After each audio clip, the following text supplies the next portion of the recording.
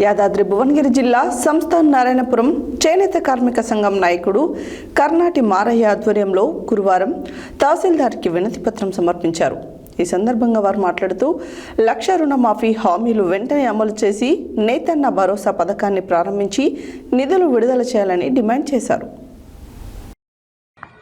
యాదాద్రి భువనగిరి జిల్లా సంస్థాన్ నారాయణపురం చేనేత కార్మిక సంఘం నాయకుడు కర్నాటి మారయ్య ఆధ్వర్యంలో గురువారం తహసీల్దార్కి వినతిపత్రం సమర్పించారు. ఈ సందర్భంగా వారు మాట్లాడుతూ 1,00,000 రుణమాఫీ హామీలు వెంటనే అమలు చేసి నేతన్న భరోసా పథకాన్ని ప్రారంభించి నిధులు విడుదల చేయాలని డిమాండ్ చేశారు. అలాగే సహకార సంఘం అప్పులను మాఫీ చేసి ఎన్నికలు నిర్వహించి జీఎస్టీని పూర్తిగా ఎత్తివేయాలని డిమాండ్ చేశారు.